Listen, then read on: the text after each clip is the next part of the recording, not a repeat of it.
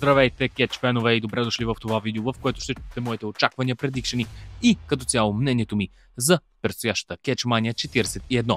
Така че без да губя повече време ще ви запозная с първият матч, на който ще дам предикшен в това видео, а именно матчът за отборните титли при жените Лив Морган и Ракел Родригес срещу Валкирията и Бейли. Тук смятам, че Валкирията и Бейли, която има много стар пауър, Валкирията интерконтинентална шампионка, имат голям превес, като везните клонят към тях. Но техният отбор не е от доста дълго сформиран, така че смятам, че като отбор Лив Морган и Ракел Родригес може би ще се представят по-добре. Предполагам обаче, че в крайна сметка няма смисъл да градят Бейли и Валкирията като отбор, освен ако не смятат да го направят за доста по-дълго. Виждам повече логика в това Лив Морган и Ракел Родригес да са шампионките, така че залагам на това Лив Морган и Ракел Родригес да запазят отборните титли, но като цяло не ме и вълнува изключително много този матч. Ако Бейли и Валкирията спечелят, ще съм доволен. Също женската дивизия като цяло не ми е толкова интересна, камо ли пък отборните титли в нея. Продължаваме обаче с отборните титли при мъжете. Там Viking Raiders, вече преименувани, но за мен си остават Viking Raiders срещу The New Day. Тук бих искал да отбележа разликата. The New Day си запазват името, но цялостно са променили поведението си и гимикът на отбора си, докато Viking Raiders, поне при мен, макар и името да им е сменено, си остават същите, каквито бяха и преди това. Поради тази причина също така смятам, че The New Day трябва да спечелят тези титли. Не че имам нещо против Айвари и неговият партньор, но според мен The New Day ще се справи много по-добре с отборните титли и те ще станат много по-интересни. Затова разчитам те да спечелят, но не съм сигурен дали това ще стане, но това е и моят предикшен. Продължаваме с един доста по-интересен матч, макар и да не е за титла, както бяха предишните два. Продължавам с матчът между Демиан Прист и Дрю Макинтайр. Това е Sin City Street Fight, така че със сигурност този сблъсък ще бъде брутален. Очаквам много страхотен матч. Тези двамата със сигурност ще направят шоу и може дори да се опитат да откраднат вечерта, но не съм и много сигурен за това, тъй като не знам в коя вечер ще бъде, но в която и да е, има доста други добри матчове, но със сигурност ще бъде нещо специално и се надявам да бъде много хубав сблъсък. Тук моят предикшен е Дрю Макинтайр. Според мен Дрю Макинтайр има много повече причина да спечели и той трябва да спечели, тъй като е интересен и беше набрал доста голяма инерция покрай CM Punk и сега се надявам отново да продължи като победа. Като една победа срещу Демиан Прист със сигурност ще му дойде добре и смятам, че това е и правилното решение тук, но да видим. Продължаваме с Джейд Кардил и Найоми. Тук наистина не знам какво да очаквам, но в крайна сметка, въпреки че нещата са доста 50-50, смятам, че Найоми ще отстъпи и победата ще отиде при другата кичиска, а именно Каргел. Продължавам с Рей Мистерио срещу Ел Гранде Американо или сиреч Чад Гейбъл. Тук не виждам чак толкова хайп. Реално Чад Гейбъл е страхотен кичист, правя се много добре на ринга. Сега с този нов образ, не знам до кога ще го карат. Като цяло матчът няма да бъде лош. Като матч, като in-ring перформанс. Ще бъде хубав матч, ще бъдем хубави движения. Надявам се да развият нещо относно историята. Дали Ел Гранде Американо ще бъде разкрит и неговата маска ще падне и ще се окаже, че е Чад Гейбъл. Не се знае. Смятам, че тук много повече логика има Чад Гейбъл да спечели или Ел Гранде Американо, ако трябва да го наричаме така. Смятам, че има логика той да спечели, защото иначе ще е пълен провал. Това реално е и първият голям матч за Ел Гранде Американо, така че разчитам на него да победи легендата Рей Мистерио. Следващият матч е страхотен, много интересен и със сигурност ще бъде един от най-добрите матчове, поне според мен, защото и залогът не е никак малък. Матчът е за United States.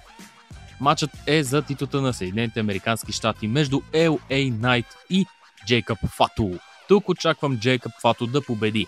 Да, LA Knight е страхотен, но Джейкъб Фату има страхотен моментум. Той не е губил от супер много време. В смисъл, ако не се лъжа, Русев все още е над него в категорията, като дни без загуби, но смятам, че Джейкъб Фато има страхотен моментум и не мисля, че първата му загуба трябва да бъде точно на Кетчмания, то на първата му Кетчмания и то от LA Knight, с цялото ми уважение към LA Knight. Смятам, че тук победата отива за Фато и той със сигурност е нещо специално, което WWE развиха последната година. Продължаваме с другата мидкарт титла при мъжете, която е в също доста интересен и страхотен матч. Там ще видим Брон Брейкър, Пента, Фин Балър и Доминик Мистерио. Какво да ви да кажа тук, ще бъде малко. И четиримата са топ атлети, според мен. И четиримата имат много добри образи. Да, Доминик Мистерио не е нещо, кой знае какво, но трябва да забравяме, всъщност Доминик Мистерио е доста млад и като цяло е доста чист, справя се и на ринга, и извън ринга, тъй като той предизвиква емоции у хората, предизвиква реакции и предизвиква негативни реакции, които също е много трудно. Помислете колко много хилове биха мечтали за такива реакции и такова прекъсване, каквото предизвика Доминик Мистерио. Макар и напоследък да отшумя това, все пак смятам, че Доминик Мистерио се справя много добре за годините си, така че бих казал, че и той е топ атлет и е на правилното място в тази среща. Фин Балър, едно огромно име, най-големият от четиримата, най-доказаният, но и в най-голямата дупка. Всъщност спорно е между него и Доминик, но Доминик е по-млад, така че бих казал, че да, Фин Балър е най-ниско спрямо това, къде е бил, докато Доминик не е толкова ниско спрямо това, където е бил през кариерата си, а другите двама са само напред и нагоре. Брон Брейкър, страхотна кариера, откакто дойде от NXT, той мачка наред, справя се прекрасно и в момента е интерконтинентален шампион, но дали ще бъде такъв и след този сблъсък не се знае. Другият и четвърти и последен участник в този матч е Пента. Пента е страхотен, много ми харесва Пента, много ми харесва движенията му, Зеро, Миеро, просто страхотен и очаквам той да стане новият интерконтинентален шампион.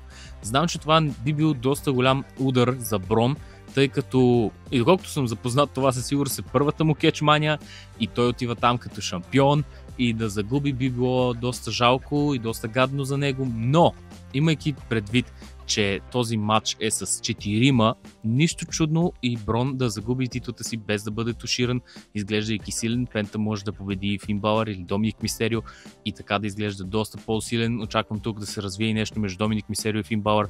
Защо не те да се скарат, за да има някаква причина и те да са в матча. Не очаквам Фин Балър или Доминик Мистерио да стане интерконтинентален шампион. Може да ме извините, но ако не спечели Пента, очаквам Брон да запази, което ще бъде огромна стъпка за него, защото той ще е защитил на първата си кетчмания интерконтиненталната титла срещу други трима кетчисти в фатална четворка. Така че със сигурност този матч е един от матчовете, който искам да гледам най-много и очаквам Пента да спечели.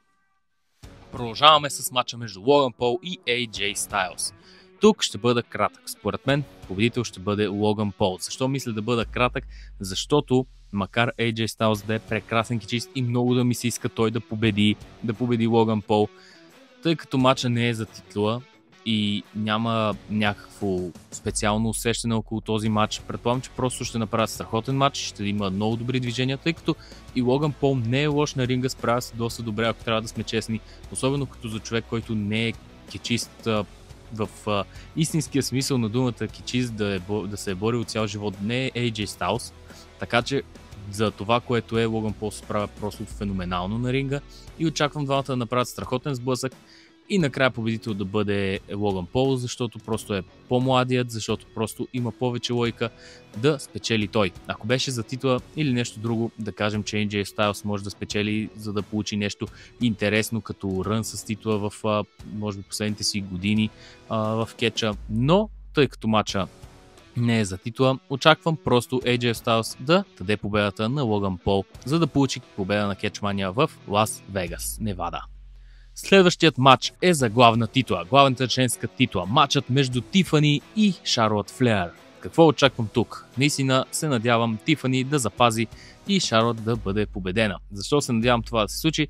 Защото просто Шарлот Флеер ми е доста омръзнала и ми е изчерпана като образ, докато Тифани има какво повече да е. Аз смятам, че ако Тифани загуби титлата, като цяло няма много какво да се прави с нея, дори да отиде за мидкарт титлите, за да се пробват да вдигнат престижа им, тъй като в момента не са кой знае колко интересни тези мидкарт титли при жените. Не смятам, че това би било правилното решение, по-скоро трябва да дадат победата на Тифани Стратън и тя да запази своята титла. Тъй като и очаквам доста промени при другите главни титли и до сега дадох предикшени основно за смяна на титлите, може би само за Лив Морган и Ракел Родригес казах, че ще запазят. Смятам, че и тук трябва да видим запазване на титлите, защото ако просто всички си сменят титлите и отидат в нови титлодържатели в един турнир, макар и в 2 нощи, би било доста голямо, така че смятам, че тя ще бъде от шампионите, които ще запазят титлата си и на Кетчмания. Продължаваме с главната мъжка титла. Матчът между Гюнтер и Джей Усо. Макар и да не е мейн евент, матчът между мейн евент Джей Усо и Гюнтер ще бъде страхотен.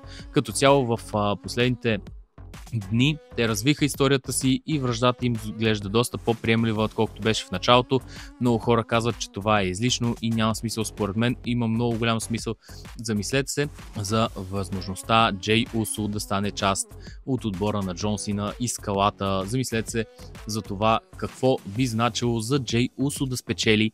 Замислете се само за това каква реакция ще предизвика победата на Джей Усо и как ще реагира публиката. Просто ще бъде взривена. Смятам, че Кетча има нужда от такива моменти.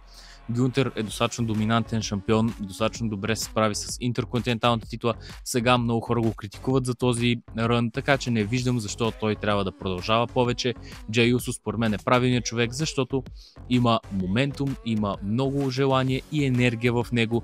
Хората го харесват, феновете му се радват, на ринга се справя добре и като цяло, ако не сега, то ще бъде никога, така че предполагам, че ще се случи сега и залагам и на това. Джей Усо ще стане световен шампион на WWE с победа над Гюнтер.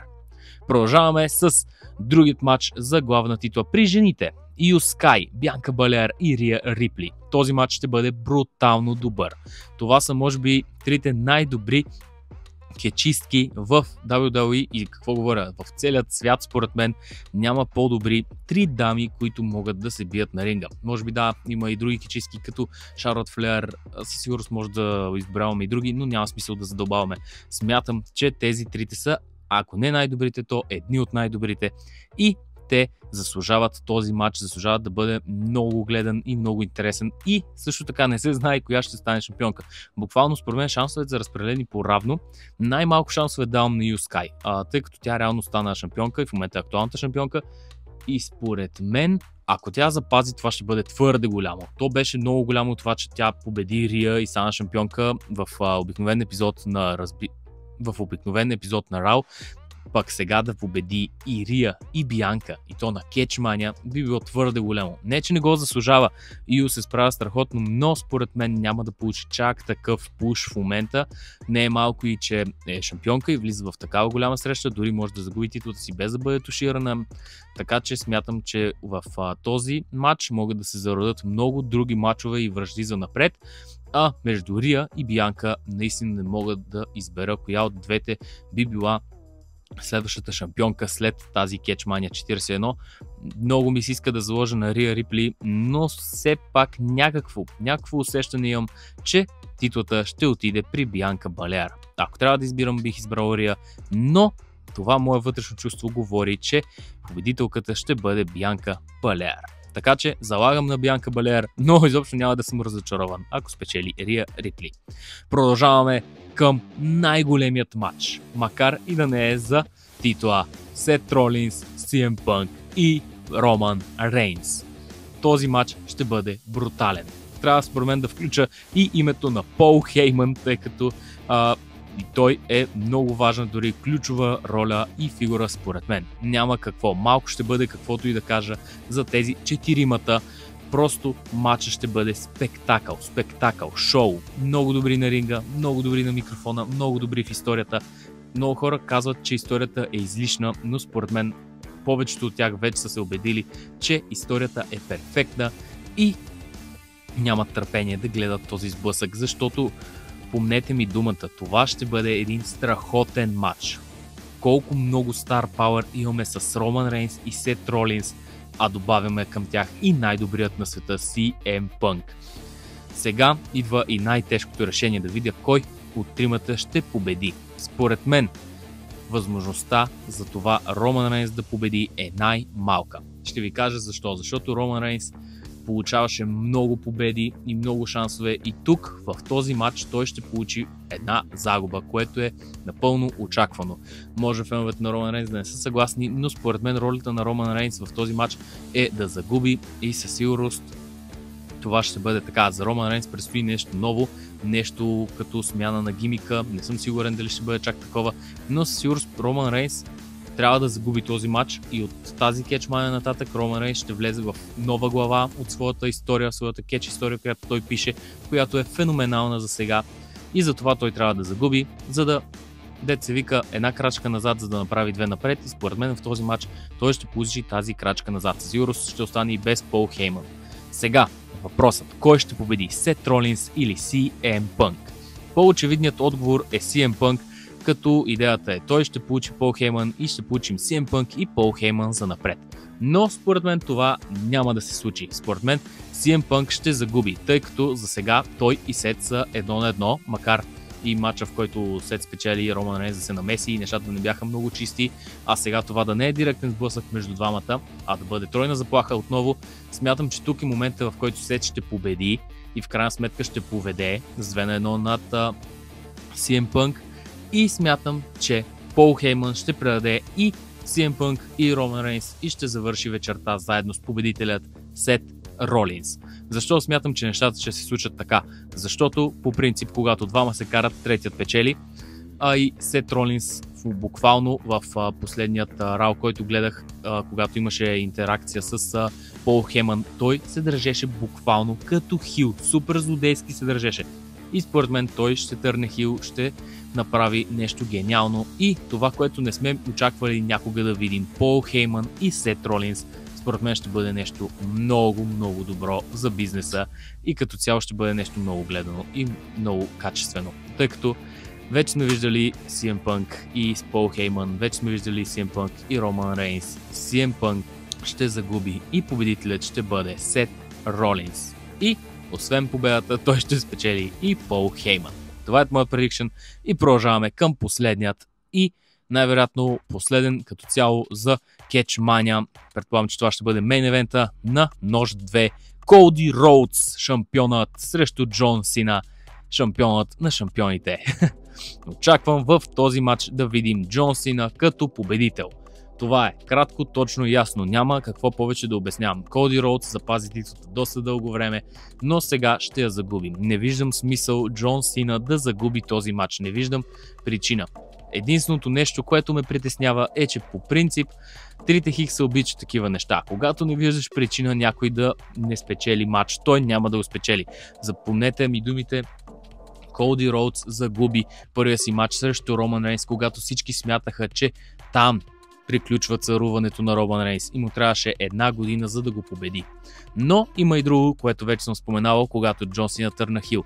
Според мен това е начинът на Коди, той не печели нещата лесно и според мен сега той ще загуби от Джон Сина, само за да изградат вражда, в която Коди Роудс ще се завърне по-силен и ще победи Джон Сина. Според мен Джон Сина ще стане шампион и ще загуби титлата не от друг, а от Коди Роудс отново.